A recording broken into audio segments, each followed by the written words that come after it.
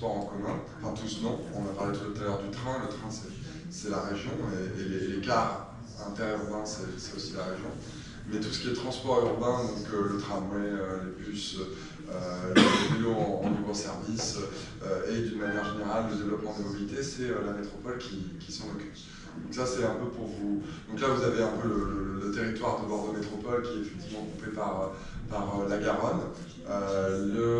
Les lignes, donc là à la rocade, le réseau autoroutier, c'est le réseau principal, et puis les lignes de tramway principales qui font un peu l'armature de la métropole et de la ville de Bordeaux. Ça c'est pour vous mettre un peu dans le contexte, avant de parler vraiment vélo. Parlons vélo donc. Bordeaux et sa métropole d'une manière générale a aussi un passé encore plus automobile qu'il est aujourd'hui, puisque qu'on peut dater d'avant les années 2000. La politique cyclable a démarré avant, mais il y a vraiment, si on devait trouver un peu une date de changement sur Bordeaux, ça serait 2000. Avant les années 2000, il y avait de la voiture partout, comme toutes les villes au travers de l'Europe. On a eu un développement autour de la voiture, la ville s'est refaite aussi pour la voiture, et on avait une ville qui ressemblait à ça. On en parlait un peu hier de la ville endormie, la ville avec son port encore presque industriel, ou ses façades noires sur les quais, etc. Donc ça c'était avant les années 2000. Et puis il y a une transformation de la ville qui a amené toute une transformation de la métropole, avec donc des grandes actions en termes d'urbanisme. Ce n'était pas forcément des actions pour la mobilité, ce n'était pas des actions forcément pour le vélo ou pour les piétons, mais ça a eu cet effet indirect. En fait, il y a eu de la piétonisation de rue, il y a eu de la rénovation des quais, et il y a eu l'arrivée du tram. Tout ça, ça s'est passé dans les années 2000, avec ce choix de réaménager les quais de la Garonne, qu'on verra à vélo cet après-midi, et la piétonisation d'un grand nombre de rues et de quartiers, et l'arrivée du tramway aussi, qui a amené beaucoup d'aménagements indirectement pour les piétons et les vélos. Donc là, il y a une petite pirouette d'avant-après.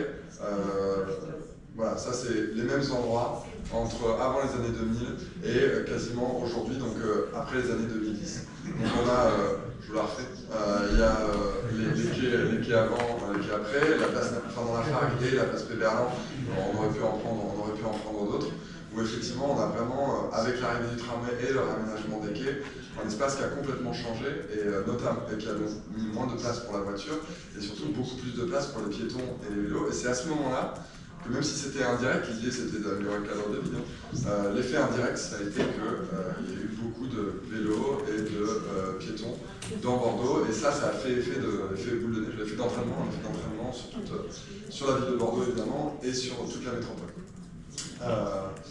On a aussi retrouvé quelques images d'archives sur ce qu'était le vélo dans les années 80 et le début de la politique cyclable.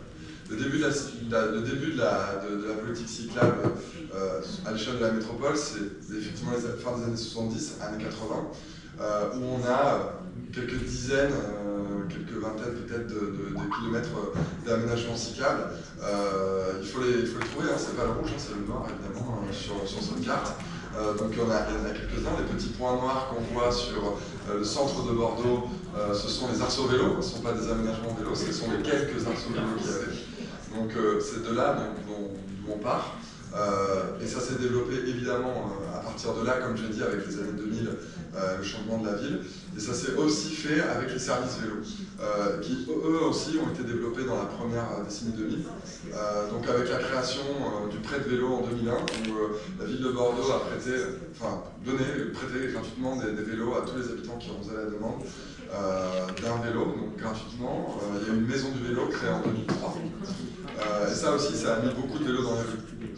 C'est-à-dire que les gens, tout d'un coup, on s'est vu, il y a donc ces vélos blancs, donc c'est la photo de gauche, ces vélos blancs dans les rues de Bordeaux dans les années 2000. Et puis après, il y a eu 2010-2012 la création du vélo en libre service, le véhicule, à l'échelle de la métropole, qui là aussi a beaucoup développé la pratique du vélo et a fait un effet d'entraînement également sur l'usage du vélo. Évidemment aussi le développement des infrastructures cyclables. Tout à l'heure on voyait, on voyait les années 80, là, la photo c'est 82, enfin le plan c'est 82. Là on a aussi évidemment un développement des infrastructures cyclables depuis. On a eu, comme le disaient les élus tout à l'heure, un premier plan vélo en 2012, un deuxième plan vélo en 2016. Là, donc, nous allons présenter notre troisième plan vélo. Aujourd'hui, on est à 1500 km d'aménagement dits cyclables. On compte dedans tout ce qui est zone 30, zone 20, qui ne sont pas des aménagements cyclables à proprement parler, mais qui sont des aménagements qui favorisent l'usage du vélo. En aménagement pur, pour le vélo, on a plutôt 700 km d'aménagement pur. On a les chiffres là.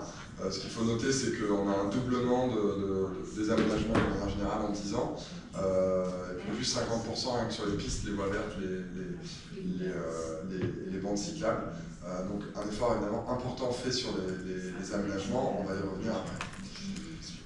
Un œil maintenant sur les parts modales.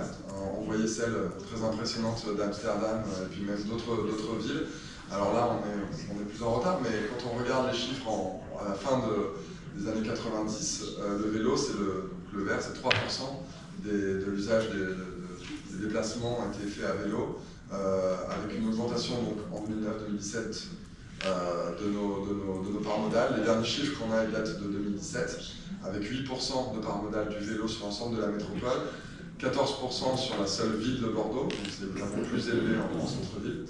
Une part modale de la marche assez élevée, mais aussi une part des voitures très élevée. Donc on est passé de 64% à moins de 50% en 2017. Et les objectifs du schéma mobilité qui ont été approuvés le mois dernier, porté par les élus ici présents, c'est de rester un peu préparé au niveau de la marche, et même d'augmenter la marche. Mais de travailler sur la qualité de la marche. On ne va pas parler du plan marche aujourd'hui, mais notre plan marche il vise surtout à améliorer la qualité de la marche plus que la quantité de marche. Mais un objectif très fort sur les vélos, sur l'usage du vélo, pour passer de peut-être 10% aujourd'hui, on n'a pas les chiffres d'aujourd'hui, mais on estime qu'on est à 10%, à 18% à l'horizon 2030. Augmenter aussi les transports en commun, tout ça pour évidemment réduire la part modale de la voiture. Ça, c'est les parts modales qu'on ne peut pas suivre au quotidien. Mais ce qu'on peut suivre au quotidien, c'est l'usage du vélo, puisqu'on a des compteurs qui sont répartis sur toute la métropole, et ce qui nous permet un peu de prendre la température.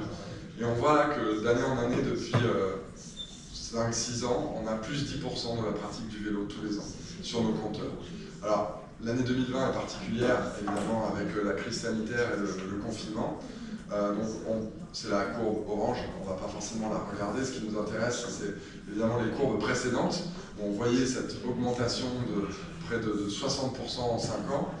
Et puis la courbe verte, celle de cette année qui nous intéresse évidemment beaucoup pour savoir ce qui se passe après la crise sanitaire.